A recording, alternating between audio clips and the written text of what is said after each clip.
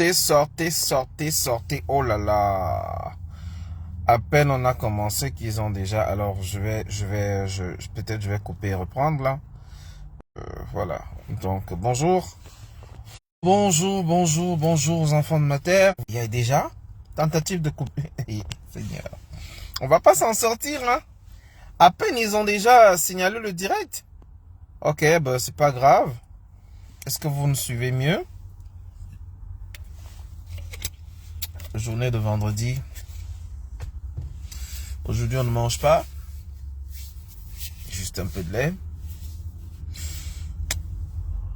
Alors, bonjour, bonjour à tous. Encore cette affaire de Fecafoot. Mais ce n'est pas le principal de notre thématique. Je vais donc vous présenter une petite entrée. Une petite entrée, je dis bonjour à ceux qui se connectent déjà. Bonjour à Solange Assomo, toujours ma personne personnelle. Solange, bonjour. Bonjour également à Maman Pilon. Bonjour à tous ceux qui sont en train de se connecter en ce moment. À toute la grande famille, merci de mettre les cœurs et de partager. Vous connaissez le principe. Dans un premier temps, je vais vous mettre un peu en condition. Quand je dis en condition, je vais vous mettre en condition, dans les bonnes conditions. Je vais donc faire comme vous, partager aussi le direct. Vous voyez, à peine on a commencé qu'ils sont en train de signaler. Bon, ça c'est le t-shirt de notre...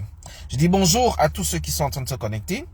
Et je vais me permettre de partager comme vous, dans quelques directions. Et tout de suite, nous allons à la une. Nous allons directement à la une. Nous allons directement, comme ça, retrouver ceux qui nous attendent pour ce direct. Je dis bonsoir à ceux qui nous rejoignent. Et je dis bonsoir à tous les wayo. Il paraît que c'est votre anniversaire aujourd'hui. Alors bonsoir à la grand-mère Nem. Bonsoir à tous. Bonsoir à tous ceux qui nous rejoignent. Bonsoir également à Beverly Natou qui est arrivé. Bonsoir à Solange. Bonsoir à tous. Alors, ce soir, l'affaire la Fecafoot là en train de prendre les tournures. Bon, la dernière info, je vais d'abord la garder un moment. Je vais essayer de partager comme vous. Partageons pour sécuriser d'abord le direct. C'est la première chose à faire. Sécuriser le direct parce que s'il n'est pas assez partagé, les moindres signalements vont provoquer la coupure. Voilà pourquoi de temps en temps, je mets souvent la musique pour vous laisser le temps de partager avant qu'on entre dans les choses hyper sérieuses. Vous ne dites pas que j'insiste sur l'affaire de Fecafoot. Non. Aujourd'hui, c'est la journée internationale de la presse, donc c'est la fête du 4e pouvoir.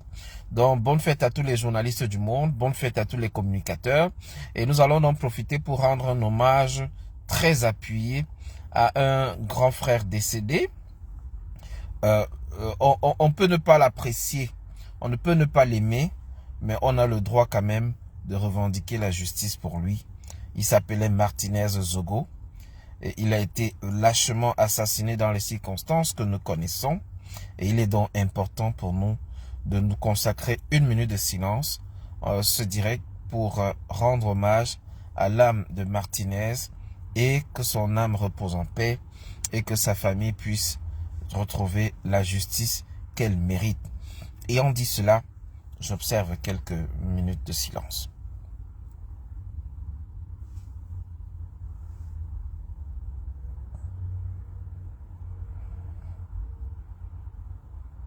Merci. Bonjour Josiane, bonjour à toi Josiane, bonjour Lisa, bonjour à tous ceux qui nous rejoignent. Je me rappelle de ce coup de gueule de mon frère Aristide Mono. Nous allons commencer par là. Les peines qui ont été données relèvent de la magnanimité du président de la République. Il me semble que la clémence, oui, c'est la clémence, la magnanimité, vous l'avez même comparé à un prélat. Vous avez dit qu'il est un prélat, donc il est plus que Monseigneur Bacot. Mais ce que j'aimerais vous faire comprendre aussi, monsieur Meka, c'est que, au-delà des luttes politiques, telles que vous les définissez, dans le royaume démocratique du Cameroun, Oui. je vous assure, Oui. la dictature n'a pas d'amis. Merci. Et il faut qu'à un moment donné, au-delà des intérêts, des petits calculs de positionnement, il faut que nous sachions que nous sommes d'abord des humains. Nous Merci. sommes d'abord des Camerounais. Oui. Nous sommes des frères. Oui. Ça signifie que lorsqu'un juge décide de prononcer une décision visant à détruire la vie d'un jeune, d'un de ses fils, il doit comprendre qu'il a les fils à la maison. Il doit comprendre également que le système peut chuter. Le président Biya n'est pas éternel. Merci. Il va nous laisser avec une longue liste de règlements de compte. Il faut que nous fassions, extrêmement attention. Monsieur Marafa Amidou Yaya était plus pédant que vous. Merci. Monsieur Edouard Tutus était plus pédant que vous. Merci. Monsieur Atangala Mobale était plus pédant que vous. Oui. Et voilà en train de transpirer dans un petit périmètre de 1 mètre x 4. Donc faisons extrêmement attention. Ceux qui ont défini la politique comme une arène des gladiateurs, où on peut utiliser tous les instruments, où on peut tuer, où on peut assassiner, où on peut détruire les vies, il faut que cela sache qu'au-delà de la politique, il y a une vie. Nous sommes d'abord des humains. Avant de prononcer ou d'applaudir certaines décisions, il faut qu'on se pose toujours la question de savoir si c'était à moi qu'on faisait cela, est-ce que j'allais être fier? C'est la maxime de ça.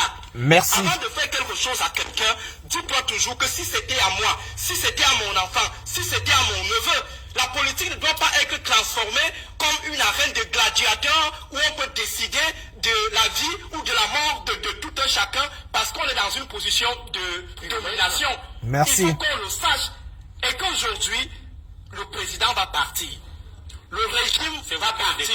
Écoutez. Je dis le président va partir. C'est le peuple qui est parti. Je pense aussi qu'il était plus autoritaire que le président Biya. Mais on a vu comment est-ce qu'il s'est retrouvé en exil avec sa famille et Madame Aïdjo en train de pleurer. Merci. Il faut également penser à ce genre de schéma pour ce qui est de ceux qui sont aujourd'hui au pouvoir. Ne voyez pas seulement vos ascensions au niveau de l'administration universitaire. Merci. Ne voyez pas seulement ceux qui entrent dans vos poches. Merci. Ne voyez pas seulement les limousines qui sont stationnées. Le volume. Vos immeubles. Dites-vous également qu'un jour, il peut y avoir un nouvel ordre au Cameroun qui va décider qu'on fasse par exemple une certaine régression fiscale à tous ceux-là qui se sont nourris de manière indue de la manne de l'État. On peut également avoir des gens qui vont vous dire revenez au départ pour vous dire comment vous avez bâti toute cette fortune et si vous n'arrivez pas à justifier, on récupère et vous redevenez zéro. Merci. Donc, pensez également à ce que vous soyez zéro un jour. Oui. Volume. Bonjour à tous ceux qui nous rejoignent. Alors, est-ce que le message est bon? Est-ce que le volume est bon?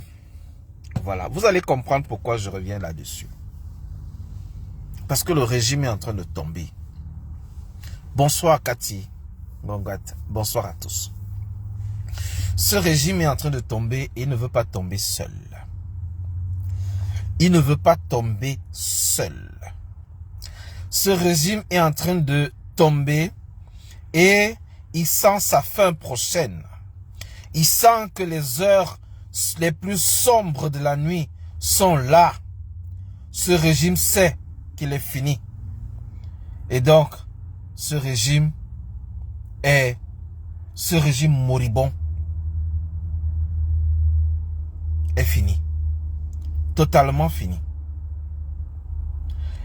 Je vous fais écouter donc mon frère Aristide Mono pour que vous compreniez que dans le contexte camerounais, il y a des signes qui ne trompent pas.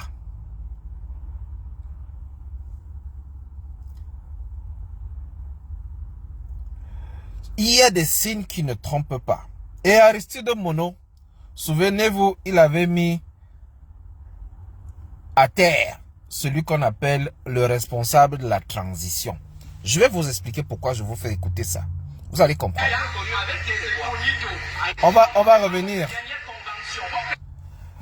Il y a un groupe qu'on a dit que c'était le groupe de les ATP, Alliance pour la Transition. Écoutez comment Aristide Mono les avait démasqués sur le plateau de Canal 2. Je vais vous montrer comment tout ça est lié. Mais ils ne sont pas connus en public. Vous ne pouvez pas battre M. Fouet. Attendez, pour position à monsieur qui a avec des Bonito. On vous demande votre dernière convention, votre implantation territoriale. Est-ce qu'on peut retrouver les libérateurs à Maroua? Est-ce qu'on peut retrouver les libérateurs à Gaoundéré? Est-ce qu'on peut retrouver des libérateurs du côté de Bentoua? Est-ce qu'on peut les retrouver à Bolova? C'est en fait ça le plantations territoriales. On veut bien. Mais si quelqu'un inspiré qui n'a pas l'assise que vous revendiquez pour lui, qui laisse tomber le projet? Je n'ai pas dit, je suis assez éthique. Parce qu'il faut que les acteurs politiques qui s'offrent au public sachent que tout ne restera pas dans l'entourloupe. Merci. Il faut travailler sur le terrain. Attendez, je ne vous permets pas. Non. C'est pas un procès. On dit Tongué. C'est l'analyse. Non. On dit Tongué. C'est l'analyse. Je ne vais pas dire ça à Olivier Billet. Non. Pourquoi? Est-ce que vous pouvez me expliquer? En 2018, vous êtes en train de checker l'opposition de manière un peu globale. Oui, c'est d'ailleurs le sujet. Alors, en 2018, nous avons une organisation qui n'est une plateforme qu'on a appelée le G20. Et je suis convaincu que beaucoup de Camerounais ont cru que le G20 était vraiment dans une dynamique d'opposer une certaine adversité au régime de Yaoundé. Mais après, on s'est rendu compte que c'était une organisation de dealers. Permettez-moi cette À quel moment vous avez cru que le G20... Attends là. Non. Arrêtez mon nom. J'ai du mal à vous suivre. À quel moment vous avez estimé que le G20... J'avais cru parce que le personnel qui était... Non, attends. Regardons la quel âge. Jean de Dieu Momo. Il était absent. Dieu Momo était absent. Je ne sais pas s'il y a quelqu'un parmi nous ici qui a été tué vis-à-vis du régime. J'ai dit certains éléments. Et au final, on vous lève le pouvoir avec quoi? Est-ce que je peux dire quelque chose? Je voudrais juste dire quelque chose, s'il vous plaît. Il faudrait quand même que nous ayons un certain niveau d'élévation intellectuelle. Parce que quand on m'a parlé de mon nom, j'ai vu, on dit que c'est un docteur. J'ai cru que c'était un universitaire. Vous êtes en train de suivre le débat. Vous avez suivi le débat. Un président de parti qui est capable de vous situer sur le dernier congrès. Capable d'écouter. Non.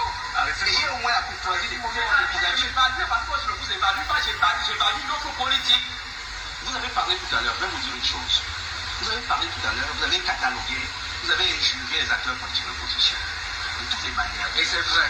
Et je vais vous dire, monsieur Moulin, avant de juger les acteurs politiques de l'opposition, examinez-les bien. Examinez bien ceux-là qui, dans leur histoire et leur trajectoire politique, ont eu des accointances. Le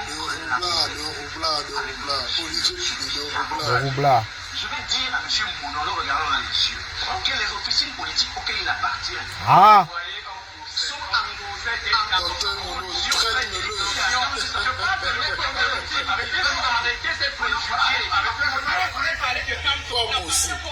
Vous voyez, ces gens sur les plateaux, dès que vous les coincez, ils parlent d'officine, ils changent de débat. C'est lié avec la thématique de ce jour. Alors maintenant sur Equinox d'hier soir, vous allez voir le comportement du membre du RDPC sur le plateau. Et vous allez comprendre où est-ce qu'on va. Vous allez comprendre la gravité même. Vous allez voir pourquoi je suis en train de faire le parallèle entre le côté médiatique, entre les interventions sur les plateaux, la posture de ceux qui nous dirigent et où est-ce qu'on est en train d'aller. Let's go. Donc c'était jeudi dernier, le journal, et après le journal, il y avait donc ce débat sur le plateau. Je vous laisse écouter le représentant du RDPC sur ce plateau et c'est un avocat, hein, brillant avocat, qui a montré ses limites. Allez, let's go. Utilisez votre plateforme médiatique le moment venu, c'est-à-dire WhatsApp et tout le reste. Que l'on prenne les tendances qui viennent des bureaux de vote et vous allez voir qu'il serait difficile de manipuler. Alors, Maître Ledo a expliqué que pour battre le RDPC, il faut s'organiser comme l'UDC le fait dans le Noun. C'est-à-dire, aller voter, faire en sorte que les femmes aillent voter le matin. Quand les femmes finissent de voter, elles vont à la maison préparer. Les maris vont voter et les jeunes garçons vont voter. Et lorsque eux, ils ont voté, ils restent dans les bureaux de vote jusqu'au dépouillement. Les femmes qui ont fini de cuisiner amènent la nourriture dans les bureaux de vote. À côté des bureaux de vote, les maris mangent en surveillant jusqu'à ce que le dépouillement finisse. Et une fois que le dépouillement est fini, on partage les PV de sortie des élections et on les distribue dans tous les réseaux. Et qu'il faudrait que Equinox soit également impliqué dans ce processus pour diffuser les résultats en continu. Écoutez donc la suite du débat. Là, je vous fais le résumé de ce qui s'est dit avant. En 2020, je suis un access du SDF aux législatives municipales. J'arrive dans un centre de vote qu'on appelle souvent dans japonais, celui-là sur le Douala, Yaoundé. Je vois les attroupements, c'est le chef de ce quartier, je vais dire le nom, qui est en train de distribuer les 500 000 contre les bulletins du SDF, puisque le SDF doit déjà avec une coalition. Et quand je me plains, la police, la sécurité mixte constituée de la police, de la gendarmerie, police, gendarmerie, armée, qui était dans leur coin, je vais vers eux, leur dire, voilà, c'est pas normal, s'ils doivent faire n'importe quoi, c'est hors de la barrière.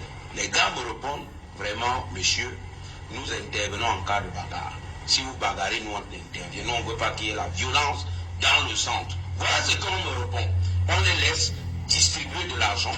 Et par conséquent, je vous ai dit, Saint-Jalin, si ce jour, nos femmes nous retrouvent avec la nourriture sur le terrain du vote, après 12 heures, nous prenons notre nourriture là-bas, nous la mangeons là-bas, nous continuons à superviser le vote, vous allez rendre compte que à 18 heures, lorsqu'on ferme les bureaux de vote, chacun avec son téléphone. Résultat, on filme, on envoie dans les QG, on compile rapidement. Et nous espérons que les médias, comme les vôtres, pourraient être les relais.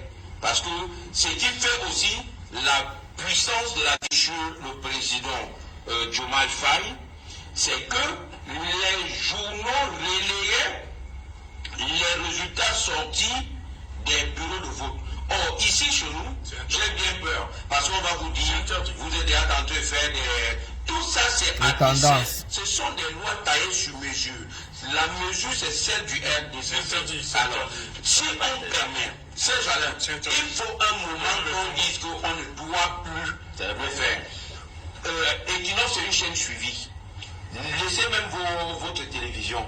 Utilisez votre plateforme médiatique le moment venu, c'est-à-dire WhatsApp et tout le reste. Pour qu'on prenne les tendances qui viennent des bureaux de vote et vous allez voir qu'il serait difficile de manipuler. Je vais finir par ce point. Allez-y. Lorsque nous sommes en train de compiler les résultats dans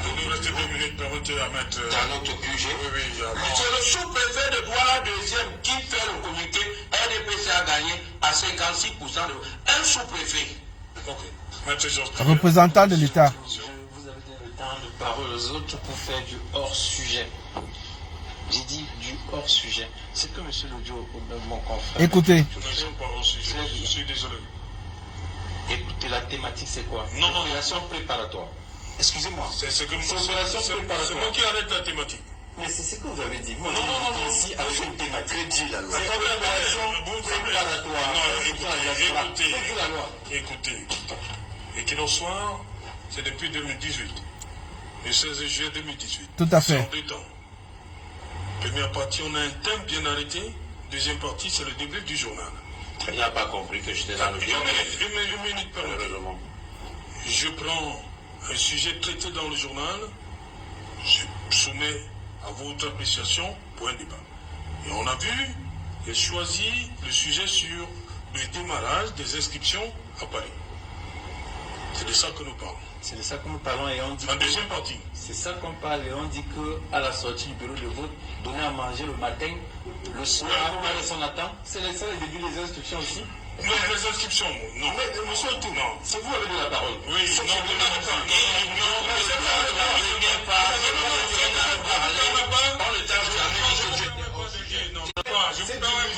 Non, du tout.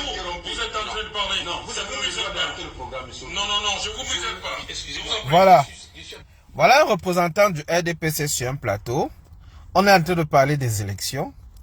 L'autre a parlé du processus de vote, demandé aux gens d'aller voter. et de s'assurer surtout qu'au moment du dépouillement, tous s'organisent pour être là parce que le RDPC profite toujours de ces failles pour bourrer les urnes.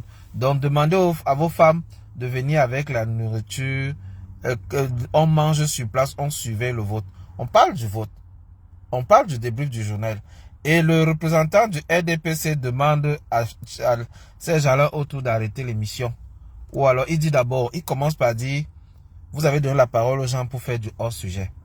C'est un manque de respect. Ces gens se comportent sur les plateaux comme si c'est eux qui viennent vous dire ce que vous devez faire. Ces gens sont actuellement dans une, j'ai envie de dire une panique, mais ce serait trop tôt de dire panique. Ils sont un peu déconcentrés, ils sont un peu déconcertés.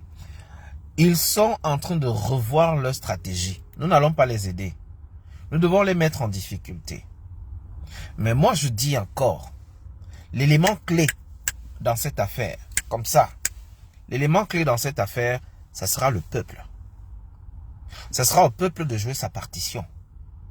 Parce que j'insiste sur un fait. Et j'assume ce que je dis. L'élection présidentielle sera un prétexte. Ça sera un prétexte et une occasion pour tous les Camerounais de foutre cette dictature hors des portes. Attends, je vais t'expliquer pourquoi, Ansi Cynthia. Je ne dis pas qu'ils paniquent, mais je sais que leur stratégie est un tout petit peu bafouée. Leur stratégie est bafouée. Ils ne savaient pas qu'ils allaient avoir échec sur plusieurs plans. Ils se disaient, regardez. Je trouve que vous m'avez interrompu pendant que je parlais. Et je trouve que Mais c'est parce que vous dérapez. Non, je ne dérape pas. Vous dérapez, monsieur. Mon frère dit quelque chose. Oui, j'ai le droit, dans un état démocratique, de dire que c'est du hors-sujet. Non. C'est pas Non. du hors-sujet. Je ne veux pas par confraternité que je t'ai laissé. Le dis même confraternellement, tu ne peux pas me dire. Attendez. Je ne peux pas dire que je suis hors sujet, tu ne peux pas. Je vous ai posé une question en première partie. Vous avez choisi de botter en touche. Ça va. Vous avez choisi le hors-sujet. Voilà. Vous voulez qu'à chaque fois je vous rappelle? Mais si vous avez une question à poser. Non, je vous pose une question. Vous ne répondez pas. Vous ne répondez pas. C'est pas parce que je ne veux pas vous interrompre. Je suis. Vous me connaissez, je suis. Je ne veux pas vous interrompre. Ça me gêne de venir faire une polémique sur le plateau. Non, c'est vous qui avez ouvert. C'est vous qui avez ouvert ça. Vous m'avez interrompu. Écoutez. C'est vous qui avez ouvert cette brèche. C'est vous qui l'avez ouvert. Je crois que ce qu'on va faire, on arrête l'émission. Non, c'est pas vous qui arrêtez. Non. C'est pas moi qui arrête. Ils demandent qu'on arrête l'émission. Que je crois que ce qu'on va faire, c'est qu'on arrête l'émission. Voilà le comportement des gens du RDPC sur les plateaux. Et ce que j'ai apprécié, c'est le comportement du journaliste. Serge Alain Auto a eu le courage et le cran de le recadrer. On est en train de démystifier le RDPC, Ansi Cynthia. C'est-à-dire, là où ils se croyaient tout permis, Je dis ce que vous. ils ont l'habitude de le faire et de demander au conseil de communication de suspendre Equinox ou bien de suspendre un journaliste. Ils ont menacé mon frère, je ne vais pas trahir le secret. Ils ont tellement menacé que finalement il a quitté la Equinox Télévision en tant que meilleur journaliste pour se retrouver ici au Canada. Je ne vais pas citer le nom, mais vous le connaissez très bien. Et là, Serge Alain Auto est en train de leur tenir tête. Mais tout à l'heure, je vous ai montré un condensé de la sortie de Aristide Mono contre M. Billet, Olivier Billet, sur le plateau de Canal 2. Quelle a été l'attitude du journaliste de Canal 2? C'est de se plier à la volonté du représentant, entre guillemets, du RDPC. Tout ça pour vous dire quoi? Pour vous dire qu'il y a de plus en plus de Camerounais. Oh, là au moins on est d'accord que la majorité des Camerounais en ont marre de ce système. Et je vais venir. Je dis, c'est pas vous qui arrêtez l'émission. C'est moi qui arrête l'émission. C'est vous qui le faites. Oui. Mais vous m'avez donné la parole. Pendant que je veux la tenir ou alors tenir mon propos sur un sujet, vous m'avez interrompu. Mais je ne vais pas vous laisser dire ce qui n'est pas. Monsieur Tout, vous avez laissé les gens ici dire ce qui n'est pas. Vous laissez les gens dire que les mamans doivent faire manger le matin Et votre Le soir, on doit camper dans le gouvernement. Qu'est-ce qu'on doit faire? En quoi ça vous dérange? Parce que c'est le cadre. Votre ministre doit encore nous empêcher de nous apporter les nourritures là-bas. C'est ce qui doit se passer. C'est comme ça. Moi, en tout cas, je vais dire 2 mots. Parce qu'on m'a quand même donné le temps de dire 2 mots. Ce que je vais observer, c'est qu'il y a une grave confusion qui s'opère entre le rôle de l'ECAM et le rôle de l'ambassade.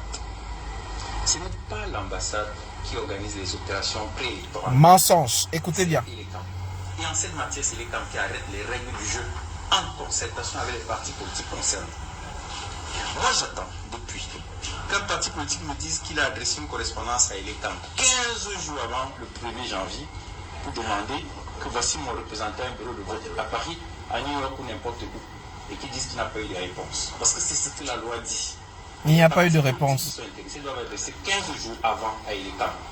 Et lorsque l'ECAM, exerçant son pouvoir réglementaire, dit, comme il est écrit dans ce communiqué, tout Camerounais, établi au résident à l'étranger, désiré de se faire inscrire sur une liste électorale, doit prouver, 1, sa nationalité camerounaise, et 2, sa résidence au pays de rattachement, à travers la production pour prouver votre résidence sur le certificat de résidence. Moi, je trouve que c'est du droit, c'est bien dit. Et là, vous êtes dans le sujet? Là, vous êtes dans le sujet. La diaspora, que dit la loi? Que dit la loi? La loi parle de la carte de résidence. Que dit la loi? Et le journaliste a coupé l'émission. Chrétien? Si oui. Et le journaliste a coupé l'émission. Et ça, je dis bravo à Equinox. Ce genre d'embrouille sur le plateau montre 2 choses. Pour ceux qui ont suivi l'émission, le représentant du RDPC avait pour seul but de justifier le fait que pour voter en diaspora, tu dois avoir ta carte de résidence. Est-ce que vous vous rendez compte que tellement cette histoire abrutit les gens que le maire de Yaoundé 7e a demandé que désormais pour s'inscrire sur la liste électorale au Cameroun, il faut que les Camerounais attestent de leur résidence. Bonsoir Jeanne Siaha, bonsoir à toi, bonsoir Yola Spock, bonsoir à tous ceux qui nous rejoignent, bonsoir à Marie-Claire. Est-ce que vous vous rendez compte que un maire à Yaoundé demande aux Camerounais vivant à Yaoundé sur sa circonscription de venir s'inscrire en démontrant leur résidence? Que comme on a dit carte de résidence là, que même les Camerounais qui sont au Cameroun doivent démontrer montrer leur carte de résidence. Mais je vous le dis, voilà un représentant du RDPC qui défend Mordicus. Mordicus. Mordicus. Comment il défend l'ECAM? Et je rappelle que dans ce débat, il a été démontré, preuve à l'appui, que la loi ne vous exige pas de présenter votre carte de résidence. Le Cameroun, l'ambassade du Cameroun est une excroissance du territoire camerounais. Et donc, pour vous inscrire sur une liste électorale, vous avez simplement besoin de votre carte consulaire. Et même, on pourrait aller plus loin. Vous demandez simplement votre passeport camerounais à jour. C'est tout ce qu'on doit vous demander comme pièce. Alors, ce que je comprends de tout ce qui se passe, c'est qu'il y a une panique à bord, les amis. Ils sont en train de paniquer. Pourquoi? Parce que plus... Ben oui, bébé Jim, c'est ta carte d'identité, mais ils disent non. Le maire de Yaoundé 7e a demandé qu'en plus de la carte d'identité, que vous produisiez des cartes de résidence ou alors des documents. Je vais publier la vidéo tout à l'heure. Je vais vous publier la vidéo tout à l'heure. Et ça va faire l'objet du grand reportage dans Equinox de ce soir. Pourquoi donc j'insiste là-dessus? Parce que, virgule, l'ECAM, virgule, est une boîte noire. Je fais que vous insister là-dessus. Dans les 7 millions d'inscrits sur la liste de l'ECAM, ils ont déjà un paquet de cartes qui correspond à 3 150 000 personnes à peu près. Et quand ils réussissent à faire voter ces gens-là de manière en tripatouillant, ils réussissent à inscrire environ 2 millions de personnes sur la liste. Donc pour eux, ils garantissent que M. Biya sera déjà réélu si on n'ajoute pas des gens sur les listes électorales. Voilà pourquoi j'insiste également sur un fait. Le peuple camerounais doit descendre dans la rue. Je dis bien descendre dans la rue pour exiger, virgule, la mise à jour du fichier électoral. C'est là la clé. C'est là-bas qu'ils vont vous tenir. Ils savent que s'il y a 10 millions d'inscrits sur la liste, quel que soit lambda, M. Biya ne pourra pas gagner. Mais ce qui leur fait le plus peur, ce n'est pas de déclarer M. Biya vainqueur. Non. Mais ce qui leur fait peur, c'est que les 3 millions qui vont s'inscrire réellement par la suite seront 3 millions de guerriers qui seront là en train de surveiller et en mettant en application la stratégie de M. Lejo. Non, c'est pas Trocadéro, hein, Cynthia. Non, on dit que c'est le 237 qui va faire bouger les choses. Vous pensez qu'on peut se faire une délégation de 100 personnes à Trocadéro pour aller libérer le Cameroun? Non. C'est la terreur qui est en train de... Il y a une inversion de tendance. Il y a la peur qui est en train de changer de camp. Et je suis en train de vous expliquer ceci. C'est la notion du chiffre, la force du nombre.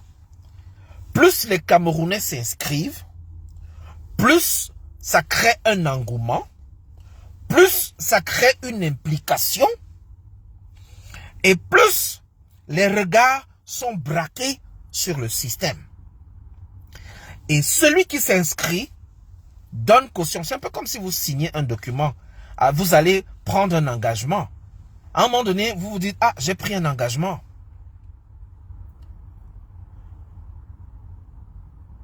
Marie-Claire Naova, que dit la loi? La loi prévoit simplement qu'avec votre carte nationale d'identité, que vous puissiez aller vous inscrire, même avec simplement un récépissé.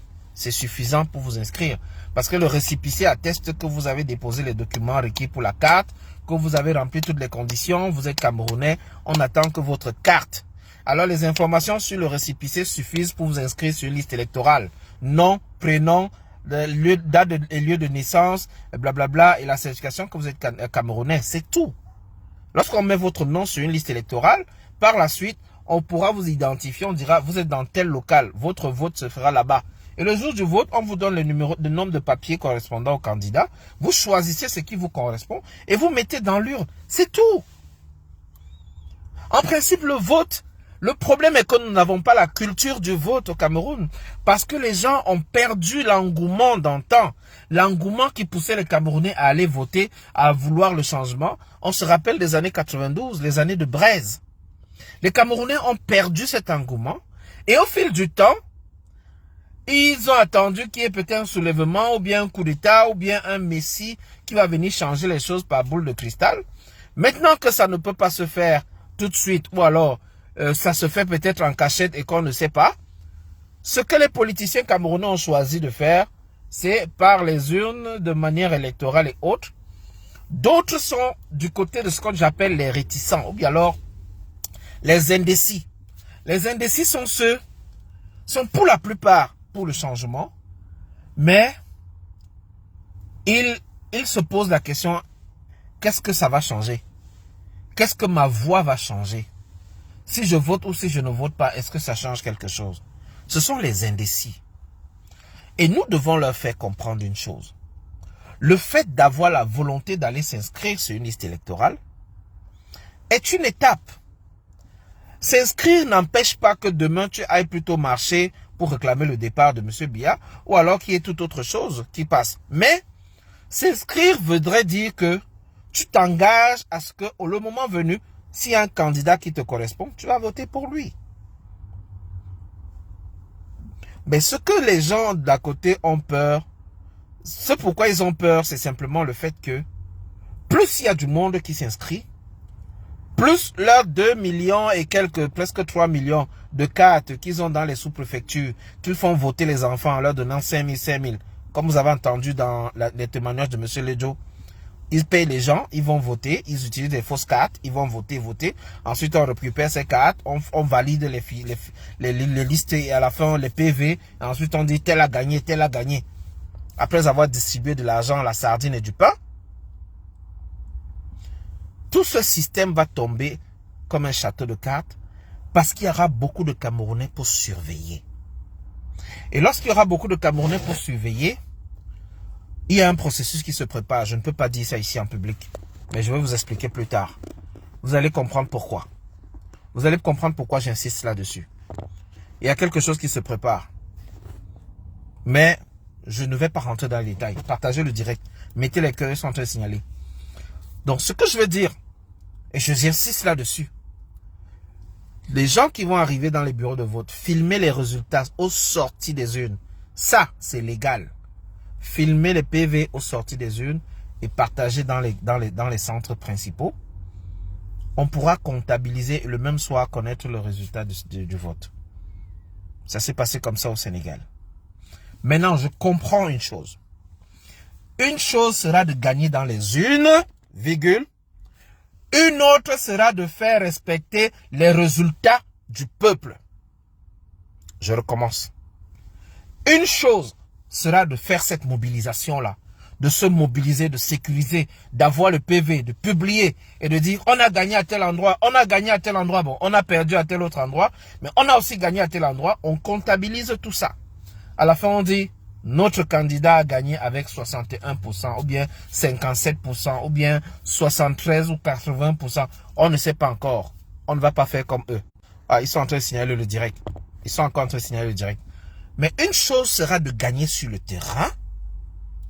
Une autre sera de faire en sorte que le Conseil constitutionnel confirme ces résultats-là.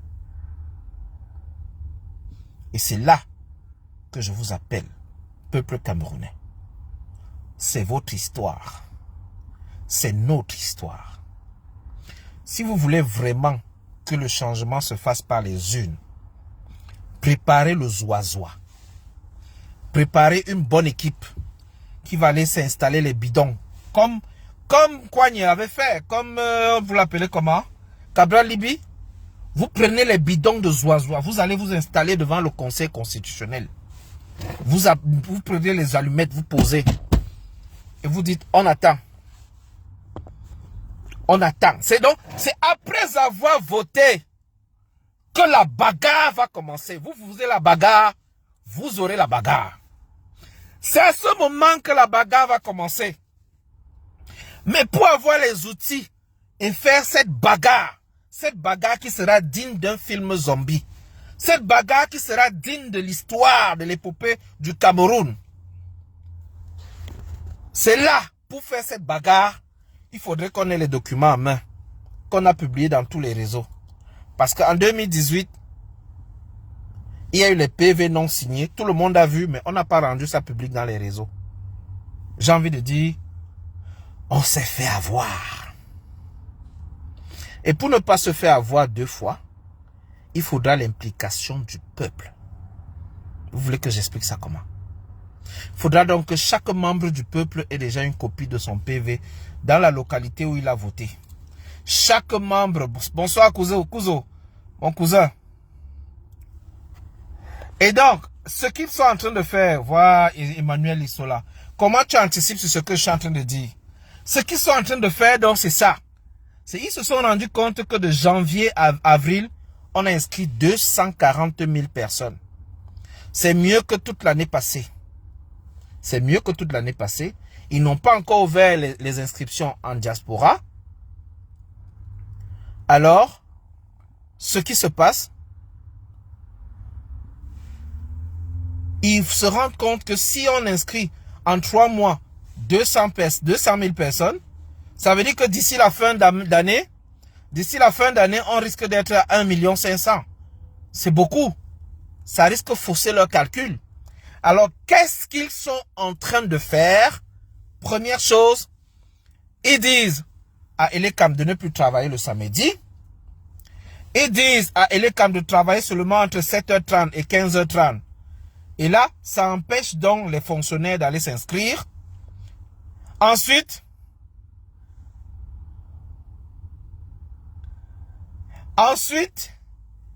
qu'est-ce qu'ils font? Ils menacent les partis politiques, le MRC et tous tes assets, de ne plus aller faire les sifflets dans toutes les rues. Le communiqué de Atangandi. Ils disent, vous n'avez pas le droit d'aller chercher les gens chez eux. C'est de la violation de domicile. C'est ceci. Si on voit encore les gens comme ça, on va les enfermer. Ça, c'est Atangandi. Ensuite, qu'est-ce qu'ils font? Quand les gens commencent à crier partout que voilà le vol que vous êtes en train de faire. Sinon, on va tout casser dans les ambassades. Ils disent, ok, on va ouvrir les ambassades, mais de 13h à 16h. Les amis, qui va laisser le travail? Mais vous avez vu qu'aujourd'hui, il y a eu du rang.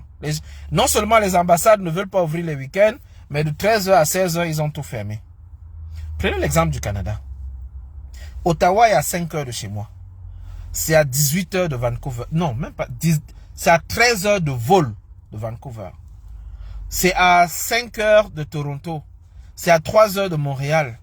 Je vous parle de trajet aller seulement. Hein. Donc, monsieur Atangandi de Sissia les Camerounais, menacer les Camerounais.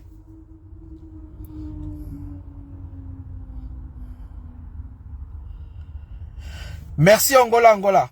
Et je vais revenir sur un élément important. Il faut que les gens aillent s'inscrire là où ils vont voter. Et le but de ce gouvernement, c'est, étant donné qu'il y a un engouement qui est très important, depuis janvier, février, mars, en avril, il faut qu'on arrête tout. On ne travaille plus les soirs, on ne travaille plus les week-ends, on bloque les inscriptions, on interdit aux partis de mobiliser, on interdit de parler de la... On demande maintenant aux Camerounais qui sont au Cameroun de présenter les cartes de résidents pour s'inscrire. Et attention, Angola l'a dit, il est important de vous inscrire là où vous allez voter. Donc si vous êtes à Yaoundé, allez vous inscrire à Yaoundé. N'allez pas vous inscrire en Balmayo parce qu'en octobre prochain, vous n'êtes pas sûr que vous serez en Balmayo. Sinon, il faudra aller vérifier vos noms sur les listes de Balmayo et voter en Balmayo. Donc, inscrivez-vous sur les listes, dans les périphéries, dans vos zones d'habitation. C'est mieux pour que ça évite au niveau de la logistique que vous puissiez vous déplacer trop loin. Dernier point, avant qu'on aborde le dossier Samuel Eto'o-Fils, parce que je sais qu'il y en a beaucoup qui attendent ce dossier. Nous allons y revenir. Dernier point, et pas des moindres. Excusez-moi, je parlais... C'est pas toujours facile. Dernier point, et pas des moindres. Excusez-moi. Voilà. Très bien. Je parlais de l'échec de la fête du travail. Pourquoi je parle de l'échec de la fête du travail? Et pourquoi l'échec de la fête du travail?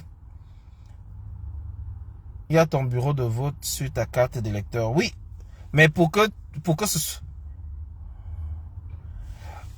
tu es française et tu ne peux pas t'inscrire. Non, Marie-Claire. Si tu as acquis ta nationalité française par le mariage, tu peux renouveler tes documents camerounais, faire établir ta carte consulaire et aller voter avec ta carte consulaire. Oui. Vous voulez que je vous fasse un dessin? Allez vous inscrire. Trouvez le moyen d'avoir la carte consulaire, allez vous inscrire. Non, il n'y a pas de consulat dans les différentes régions comme vous avez en France là. Vous avez le Marseille, vous avez le Nord, vous avez... Nous, on n'a pas ça. Avant, il y avait un consulat à Montréal, ils ont fermé. C'était un avocat qui gérait ça. Apparemment, il a fait plusieurs mois sans que le gouvernement camerounais ne lui verse son salaire. Il a fermé les bêtises. Alors, revenons donc sur la fête du travail. Vous avez vu comment la fête du travail s'est passée? Morose, moche. C'était à vomir. Alors, qu'est-ce qu'on retient donc de la fête du travail? Qu'est-ce qu'on retient de la fête du travail au Cameroun? C'est simplement que la fête du travail a été un échec. Habituellement, la fête du travail était la période à laquelle les travailleurs allaient réclamer de meilleures conditions de travail, des améliorations, tout ce genre-là. Félix, courage à toi pour l'éclairage, ce régime va tomber. Ah, prophète Paul Olola, il est déjà en train de tomber. Je vous dis que le régime là est même déjà tombé. Le régime là est déjà tombé. Le régime là est déjà tombé, en fait. Il est tombé, définitivement. Maintenant, il reste simplement que nous puissions le confirmer avec des faits. Mais ce régime est tombé.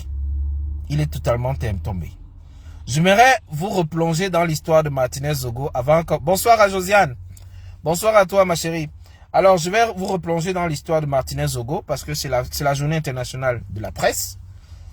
Et il faut rendre hommage à ceux qui sont partis dans des circonstances difficiles.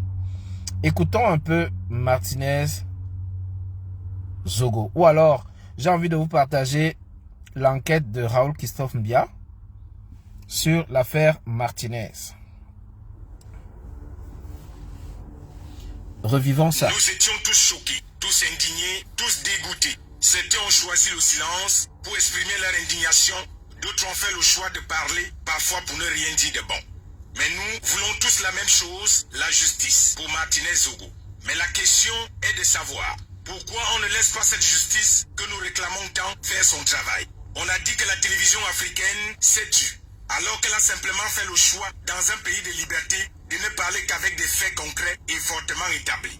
Elle a refusé de commenter les rumeurs, comme le journalisme l'oblige, de ne pas commenter une enquête judiciaire en cours ou une affaire pendante en justice. C'est une prérogative qu'offre le métier de journaliste, mais sans empêcher aux autres confrères d'en parler si cela était leur choix. Le tragique assassinat de Martinez Zogo a transformé certains lanceurs d'alerte en procureurs. C'est à croire que la magistrature ne sert plus à rien dans un pays comme le Cameroun. Les journalistes qui doivent réaliser des enquêtes journalistiques et parler avec des faits et preuves palpables sont devenus des journalistes d'investigation des pages Facebook. Comment on peut être à Yaoundé, connaissant où se trouve le secrétariat d'État à la Défense, chargé de la gendarmerie, le CED, la délégation générale à la Sûreté nationale, la DGSN, et la direction générale de la recherche extérieure, la DGRE, et jusqu'ici, aucun journaliste de tout ce que nous avons au Cameroun n'a produit une information différente de celle déjà disponible sur Facebook en menant des investigations avec des preuves palpables à l'appui. Reporters sans frontières est venu nous rendre une copie disponible quelques jours sur les murs des lanceurs d'alerte. Qu'avons-nous appris de nouveau?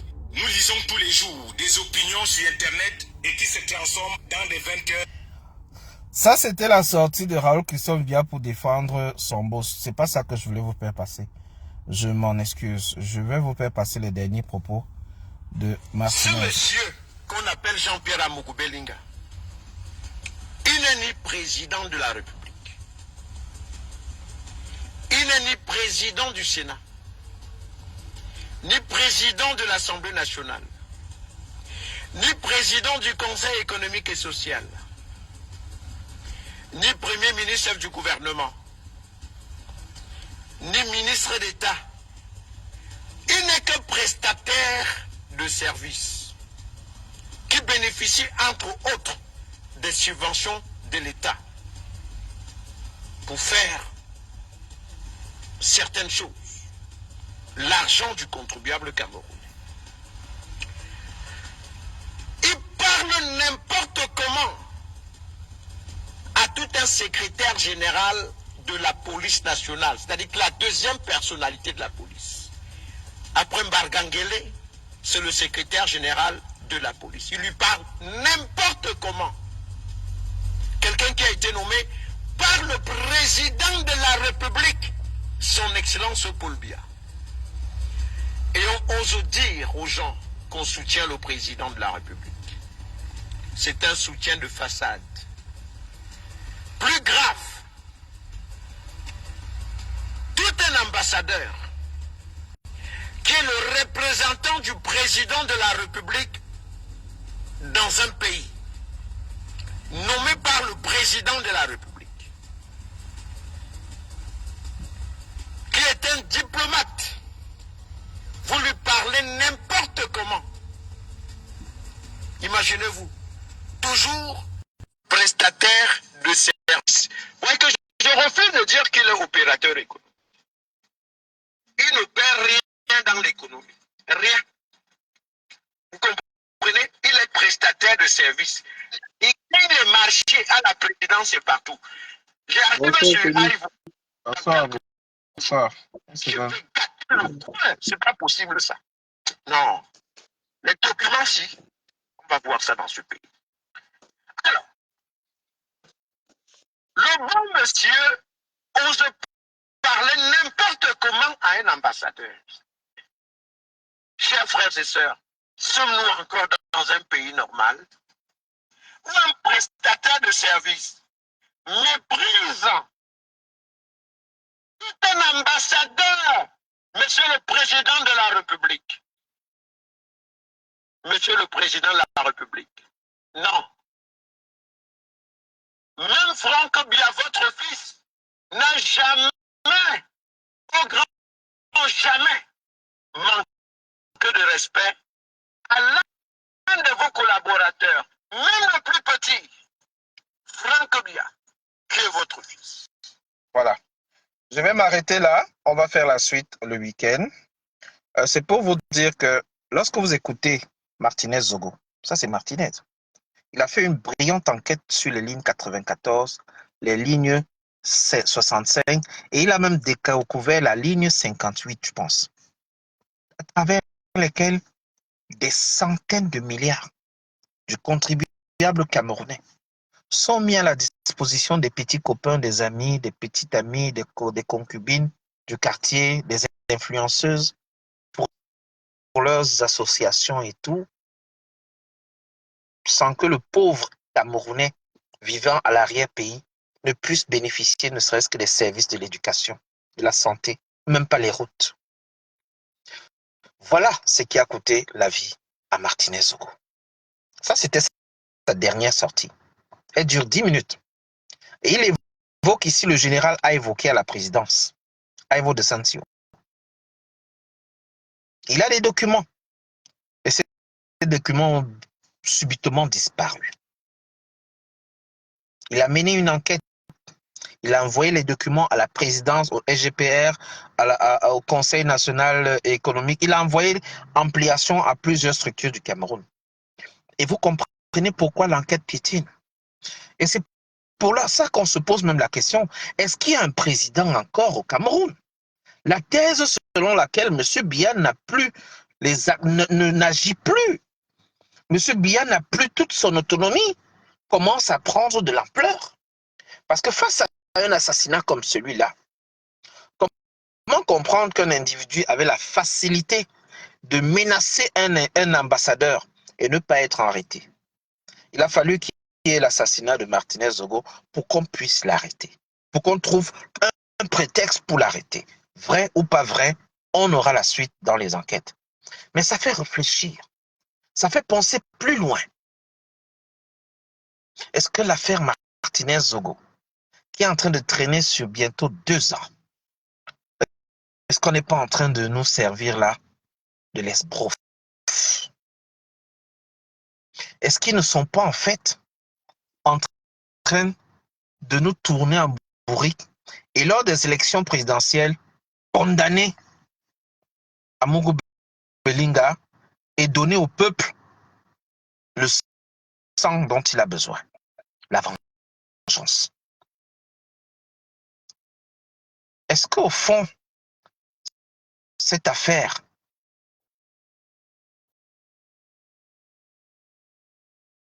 qui a coûté la vie à un Camerounais a perdu la vie, est-ce que cette affaire devait prendre des années pour être réglée? Non. Non. Aujourd'hui, on nous dit que des preuves ont disparu, certaines preuves ont disparu. Là, le magistrat Sikati a dû bafouer certaines choses. Il y a quelque chose qui ne tourne pas rond dans cette affaire. Vous avez vu la note qui circule, M. Ngongo, Monsieur le ministre de la Justice, tous sont appelés à comparaître dans ce dossier. Il faudra déplacer les ministres pour venir comparaître dans l'assassinat d'un journaliste. Le réseau est long, le réseau est large. Et certaines sources nous disent qu'il y a un bras de fer entre l'équipe. Il y a un bras de fer entre l'équipe du ministre de la Justice et une équipe qu'ils appellent l'équipe de Nanga et Boko pour le contrôle de l'autorité, le contrôle de la signature. Donc chacun signe comme il veut. Et la question qu'on se pose donc, où est M. Biya? Est-ce que le M. Biya qui se tient devant nous, qui est devenu hacké à l'hôpital l'autre jour, et le Paul Biya Mabongo que nous on connaît, est-ce que c'est la même personne? Le monsieur Biya avait le bouton noir ici et le monsieur Biya qui est subitement très brun, ou le monsieur Biya avait les cheveux tout noirs et le monsieur Biya tout gris? Il y a quelque chose qui ne va pas. Je dis ça comme ça, je ne dis rien. Parce qu'un président de la République n'a pas pour vocation de manger dans sa chambre, du moins d'être absent. On ne le voit pas avec ses enfants. On ne le voit pas quand il y a des éboulements de terre.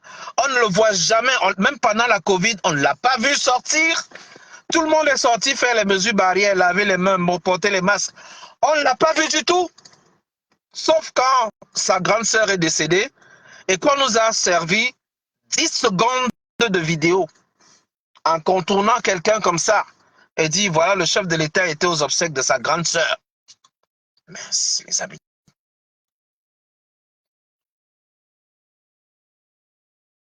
Et le ministre de la Justice, dans lequel on nous affirme qu'il a donné l'ordre d'éliminer. C'est ce qu'ils disent hein, dans les reportages du tribunal et tout, et autres là, comme les chefs d'accusation. Il est toujours en service. Le remaniement ministériel n'a jamais eu lieu. Certains ministres sont décédés, on ne les a pas remplacés.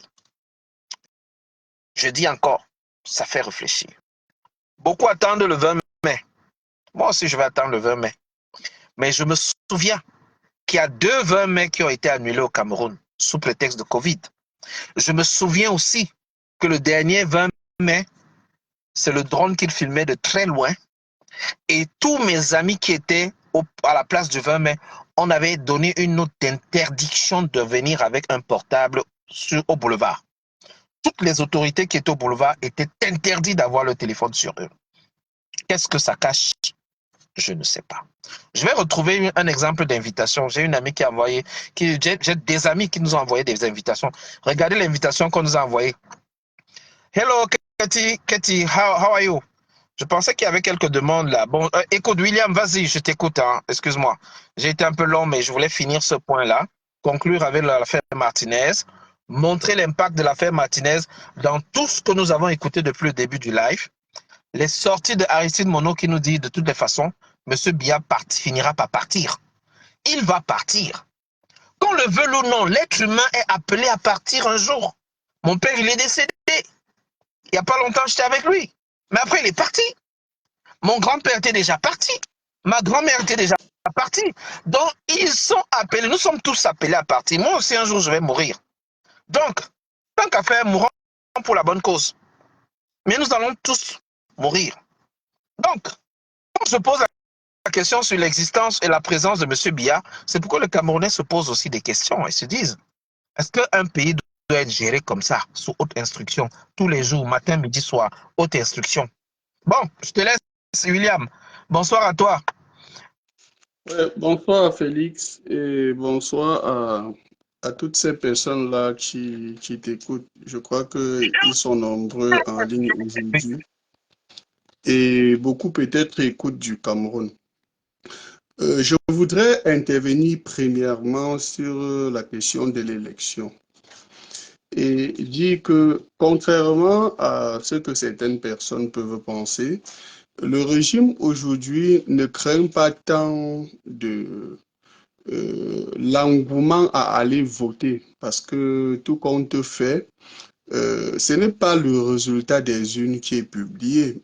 Au moins, le contentieux qu'on a eu au Conseil constitutionnel en 2018 a démontré clairement que ce qui avait été lu par Clément Atangana était clairement différent de ce qui était issu des urnes.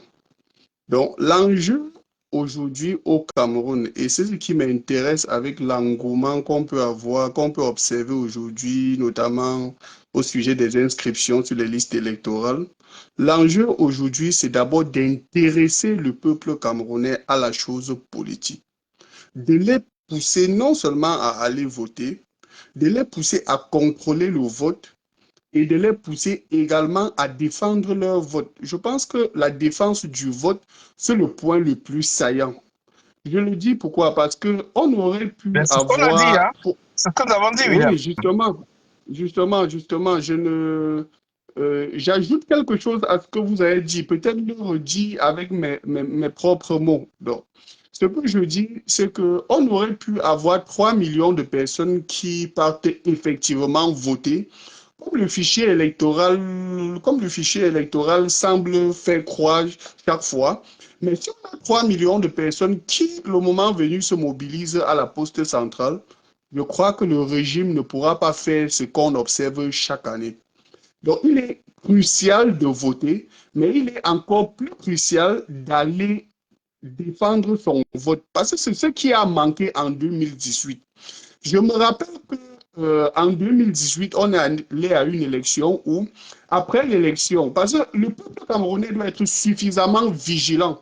Et c'est pour cette raison que je parlais hier du profil de ceux qu'on peut avoir aujourd'hui comme acteurs politiques. On a assisté à une élection en 2018 au terme de laquelle certains candidats ont très vite fait de reconnaître leur défaite et de féliciter le président Paul Biya. On a assisté à une élection au terme de laquelle certains candidats ont déclaré à la fin de l'élection qu'un candidat de l'opposition avait gagné sans toutefois nommer le candidat de l'opposition, pour après se rétracter en disant que c'est le RDPC qui avait gagné l'élection et assister même à l'investiture. Mais à la même élection, on a eu un candidat qui est resté ferme sur sa position en revendiquant sa victoire. La solidarité aurait voulu, c'est-à-dire parce que les gens ont besoin de mais William, il changement. se pose un problème, hein, c'est que on ne va pas refaire l'histoire, ok? On sait ce qui s'est passé, on a diffusé le contentieux, on connaît à peu près les problématiques qui ont été posées, mais ce qui se pose aujourd'hui, c'est que Elecam est en train de mettre en place des stratégies pour empêcher les gens de s'inscrire. Oui, C'était là la j'ai bien préoccupation que nous compris. Si avions. vous me laissez, Oui, si c'est vous me parce laissez chuter, il nous reste à peine, voilà, il est 14 heures à ma montre, si vous regardez bien. C'est pourquoi je disais qu'on aille directement au sujet. Vous voyez, il est 14 heures à ma montre, 2 heures. Donc, je vous laisse conclure alors. Ok. bon, je vais simplement chuter donc rapidement. Je pense que c'est un thème qui est suffisamment important pour qu'on n'aille pas comme ça là à la va-vite. Mais Oui, c'est pour je ça. vais C'est un le thème que dire. j'avais réservé Ouais, pour une autre émission, en fait, sur l'élection proprement dit. On en a déjà fait, ouais. mais la thématique reviendra. Donc, c'est pour ça qu'aujourd'hui, j'ai mis 3 sujets. L'échec de la fête du travail. On n'a même pas évoqué les derniers éléments de Samuel Eto'o, bon, parce que la priorité était de mettre l'accent sur le côté politique. On l'a fait. De faire le tour entre démystifier le mythe selon lequel le président Biya va régner à vie. Non, ça suffit. Il y a un temps pour Parce tout, que un temps pour toutes choses. Et permets que j'ai suivi Monsieur je Philippe. vais dire, je rappelle simplement le fil conducteur qu'on avait aujourd'hui. Il y avait la sortie d'Aristide Mono, dont on a tiré des éléments.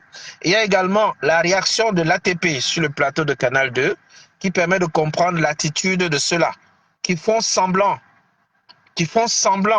d'être pour le changement et qui proposent la transition, mais en fait, ils gardent avec eux le masque du RDPC. Et ce masque tombe sur les plateaux lorsqu'ils ont en face des gens intelligents. Et enfin, il y a la sortie que je vous ai présentée du débat sur le plateau d'Equinox, qui mettait en opposition un candidat du RDPC au candidat du SDF qui expliquait la fraude électorale. Et face à cette fraude électorale, il a proposé une solution qui a désaxé totalement le candidat du RDPC et l'émission s'est arrêtée en queue de poisson. Cela permet donc de comprendre qu'il y a la panique dans l'autre camp. Ça ne veut pas dire qu'ils sont foutus, non. Mais ils savent qu'en face, les gens ont des solutions face à leur tracasserie. Et il faut donc qu'ensemble, on essaye de rappeler aux uns aux autres que le fait de réclamer les cartes de résidence, c'est un non-respect des règles. Le fait de réclamer un ensemble de documents pour que les gens s'inscrivent est un non-respect. Et le fait de ne pas ouvrir les listes électorales dans les ambassades jusqu'aujourd'hui, dans certaines ambassades du monde entier, c'est un non-respect du code électoral. Ça, il faut le dénoncer. C'était le but du live d'aujourd'hui. Pour parler de l'élection proprement dite et des éléments liés à l'histoire des élections et ce qu'on retient de 2018, nous allons faire une autre émission pour ça. D'accord? D'accord. Il y a pas, c'est pas grave. Bon. Vraiment? Oui, c'est pas grave. Si tu n'as pas, si tu n'as pas assez de temps, je crois que je veux m'arrêter là. Ben, Et peut-être on une autre pourra fois, on développer ça va. dans un live demain. Demain, j'ai suffisamment D'accord. de temps pour faire un live. Il n'y a pas de souci. On pourra le faire avant l'émission de J.Remingono. Revenir sur les élections. Je pourrais diffuser, si possible, le consensus électoral et montrer en quoi est-ce que il En est fait, urgent. en fait, moi, je ne voulais pas intervenir fortement, à proprement parler sur le contentieux électoral. Ce que je voulais montrer aux gens, c'est qu'il faut non seulement aller voter, mais il faut défendre son vote. Après avoir défendu son vote, avant tout ça, en amont, il y a une chose. Il y a qu'il faut suivre les candidats qui ont une certaine crédibilité. C'est pour cette raison que l'extrait que vous avez présenté au sujet de l'échange entre Aristide Monod et Olivier Billet était extrêmement important pour moi parce que Aristide Monod a posé la question de savoir à Olivier Billet qui sont les cadres de son parti. Il n'a pas pu citer les cadres de son parti. En Ben tant oui, que dernier congrès c'est de son pourquoi je parti, il dis, n'a pas pu on va citer. revenir Donc, dessus, si tu veux bien. On va revenir dessus parce d'accord, que vraiment, c'est en retard. D'accord? La pause est d'accord, il terminée. n'y a En pas de tout cas, souci. on se dit à plus tard. Je te souhaite un petit peu.